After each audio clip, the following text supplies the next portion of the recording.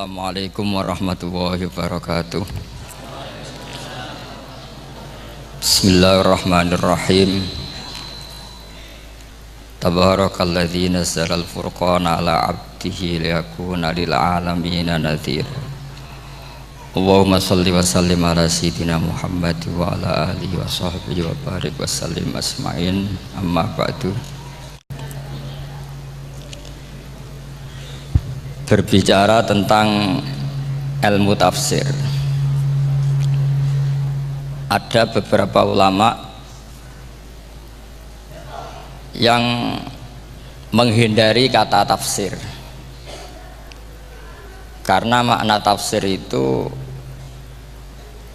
memaknai atau menduga apa yang dikehendaki Allah. Tentu itu sulit. Satu, bahwa faktanya kita sudah tidak bisa komunikasi dengan Allah karena tidak ada wahyu lagi, sehingga dari kehati-hatian ini pernah suatu saat Abu Bakar ditanya, ma makna abban fi qaulihi ta'ala wa fakihata wa abba. Beliau menjawab, saya tidak lagi pantas hidup di atas bumi, di bawah naungan langit, jika saya mengatakan naqulu fil Quran, jika saya harus berpendapat tentang Quran apa yang tidak saya ketahui. Itu kehati-hatian yang dilakukan Sayyidina Abi Bakrin As-Siddiq. Tapi teori ini berbanding paradok, berbanding ekstrim, ketika bahwa Quran itu diturunkan itu sebagai hudan, sebagai petunjuk, kedua sebagai bayanan, sebagai penjelas. Dan ini yang saya yakini, kalau sebagai penjelas, Quran itu harus jelas sekali dan bisa menjelaskan. Dan Quran mensifati dirinya wal kitabil mubin, demi kitab yang memberi penjelasan. Sehingga dari sudut ini orang kafir pun mungkin memahami Quran. Dan menurut saya orang kafir pun bisa paham Quran. Kalau Ahok itu melintir Quran, tidak memahami Quran, paham? Senak harganya itu melintir Quran tapi tidak memahami Quran. Tapi bahwa Quran itu bisa dipahami orang kafir itu ya. Logikanya gampang begini, kata Imam Syafi'i dalam kitab Ar-Risalah. Ketika Quran turun, itu pendengarnya itu tidak ada yang muslim, belum ada santri Kewagian, nggak ada santri Lirboyo, nggak ada santri Sarang. Pendengarnya itu non muslim. Nah ini sampai angan-angan, ketika Quran turun tuh pendengarnya muslim atau non muslim? Non muslim. Andai kan Quran itu turun tidak difahami orang kafir, maka lalu objeknya siapa, sasarannya siapa?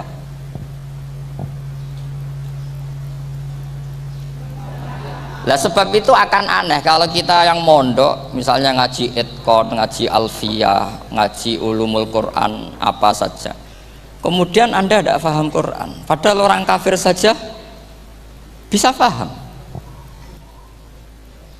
Nah ini tantangan bagi kita. Sing kafir wis iso paham Quran, masa kita santri ndak paham Quran.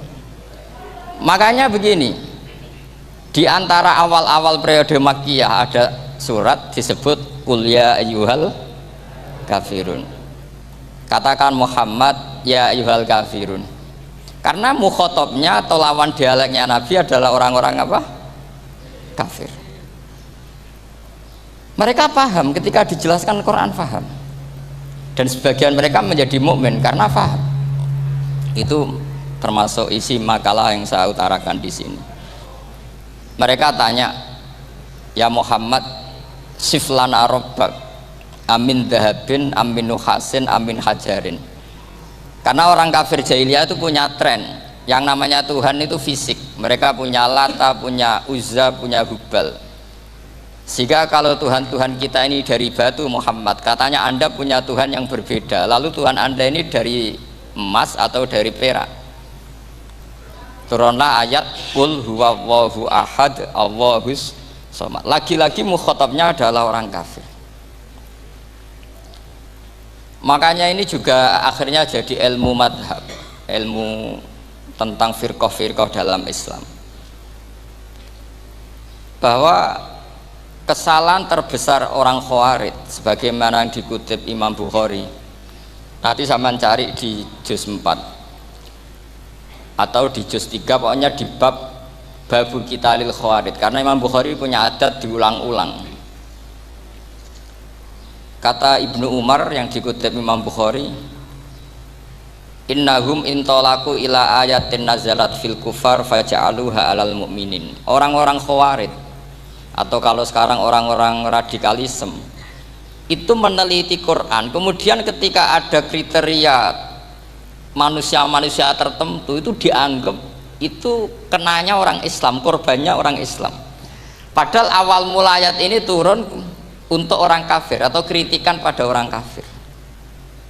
Ini cilaka betul, karena logikanya seperti yang dikatakan Imam Syafi'i, ketika Quran turun ini nggak ada orang Islam, yang ada orang kafir, sehingga mukhatabnya adalah orang kafir. Tapi ayat-ayat ini nanti dipakai Khawarij untuk mengcounter orang Islam, sehingga mereka mudah mengkafirkan kita karena pakai ayat yang dari awal Allah mengkafirkan orang kafir, sekarang ayat itu dipakai mengkafirkan orang Islam. Ini saking gebleknya orang Khawarij. Makanya kata kitab Fathul Bari yang menyarai Bukhari itu, yang mendorong orang Khawarij seperti itu adalah jahluhum bisyariah. Memang mereka benar-benar bodoh, benar-benar goblok. Misalnya kita kiai atau kita ma'arif atau kita santri atau kita orang soleh, kemudian kita tidak bisa melakukan apa yang kita katakan, terus kita oke lah, kita kena kritik, misalnya atakmurunan nasabil birri wa tansawna anfusakum wa antum taslunal kitab.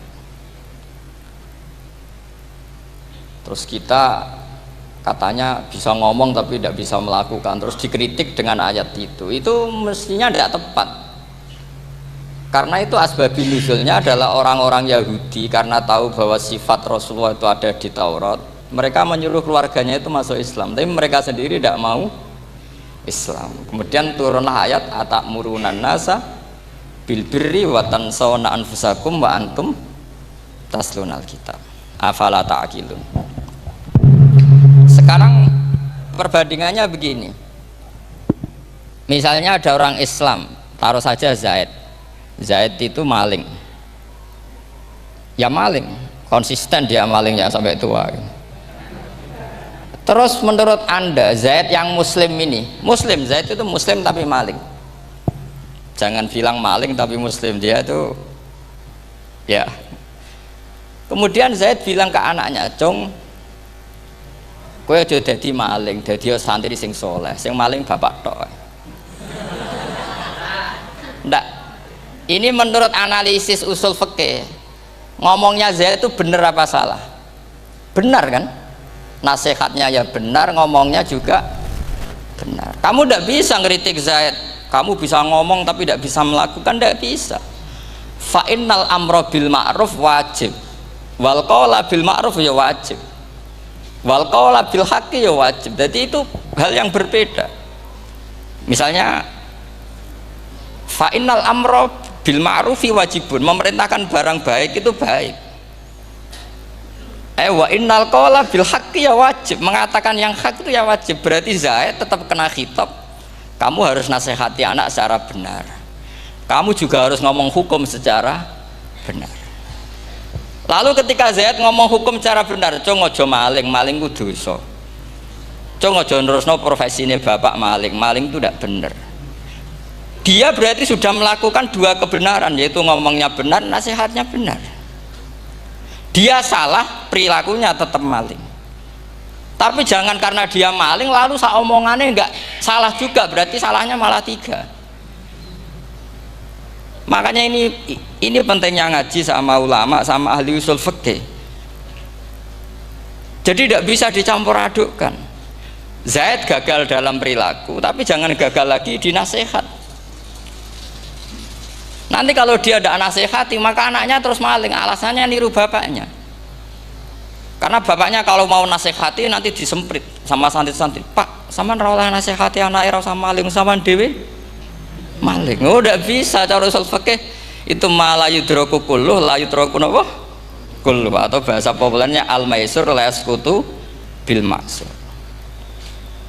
Misalnya kita sebagai kiai hanya bisa takrib, hanya bisa jurumiyah, apa muda fatul mu'in cek abote bulat, maknanya bulat.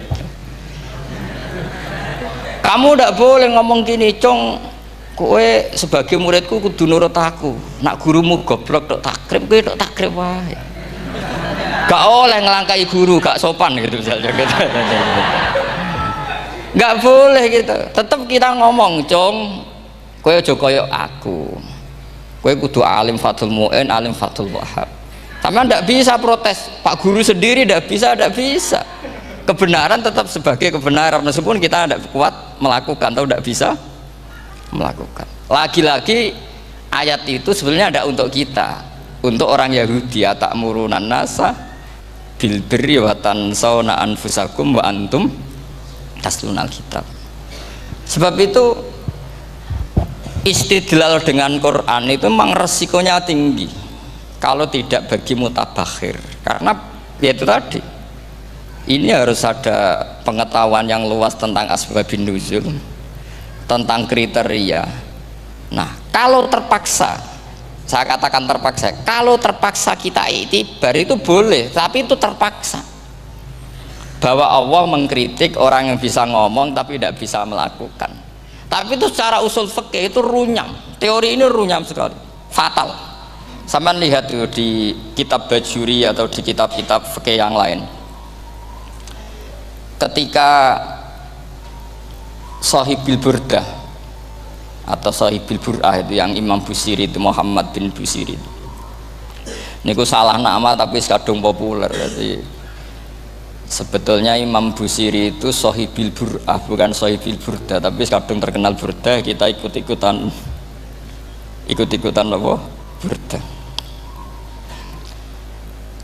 Imam Busiri itu ngeluh, saya ini orang yang banyak kesalahan, di antara salah saya adalah saya bisa ngomong tapi tidak bisa melakukan. Yaitu saya ngomong misalnya orang supaya tahajud, saya tidak tahajud. Saya ngomong orang supaya sholat sunat, saya nggak pernah sholat sunat. Itu sarahnya itu yang menyarai itu kan Imam Bajuri itu yang sarah Burdah. Itu mengkritik begini, kalau Anda ngendikan itu fi ma'radi dzammin nafsi, yaitu dalam konteks Anda mengkritik diri sendiri, oke. Tapi omongan Anda salah, karena secara usul fikih fatal. Fatalnya begini, misalnya saya nggak pernah tahajud, ya mungkin itu nyata, mungkin itu nyata. Apakah kemudian saya tidak boleh mengatakan at-tahajjudu sunnatun? Apa saya diwajibkan diam hanya karena saya tidak pernah tahajud, terus saya seorang kiai yang haram mengatakan at-tahajjud sunnatun? Saya harus tetap mengatakan kalau tahajud itu sunnah.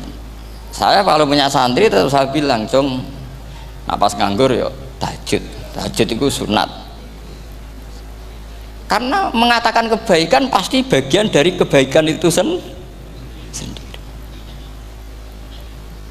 Makanya kata Imam Bajuri, faqih fayakunul amru bil ma'rufi mazmuman. Bagaimana mungkin sesuatu yang jelas baik karena memerintahkan kebaikan mazmuman menjadi sesuatu yang tercela hanya karena mengatakan tidak melakukan. Fa innal fi'la ya amrun wal hukmu ya amrun akhar. Itu beda. Jangan karena Anda tidak minum teh karena diabetes, terus Anda kalau ada tamu tidak disuguhi teh. Karena saya sendiri tidak minum teh. Wah, ya repot kalau gitu. Nah, itu lagi-lagi tadi orang Khawarij salah ketika mengartikan ayat yang harusnya objek kritiknya itu orang kafir, kemudian Karena Quran lama sekali dibaca orang Islam sampai orang itu lupa kalau Quran awalnya turun diantaranya adalah membenahi akidahnya orang kafir, sehingga korbannya orang Islam. Itu mirip seperti cerita kita ya, santri-santri itu kalau punya musuh itu baca Hizib Nasor. Dulu pengarang Hizib Nasor itu musuhnya orang fasik, sehingga dihizib. Santri ora duwe musuh wong fasik, duwene kancane dhewe, akhirnya kancane yang kena hizib. Nah ini penting saya aturkan ya, sama seperti itu. Lama sekali Quran itu hanya dibaca orang Islam dan komunitasnya Muslim, sehingga seakan-akan semua kritikan Quran itu pada orang nopo Islam. Padahal jelas Quran ada kul ya ayyuhal kafirun, jelas mukhatabnya orang kafir. Sadaqata lakum dinukum waliyadin. Nah ini penting kalau aturakan. Makanya kalau melihat itu Quran jelas bisa difahami orang kafir. Bahkan banyak orang kafir yang menjadi muslim karena faham maknanya apa? Faham maknanya.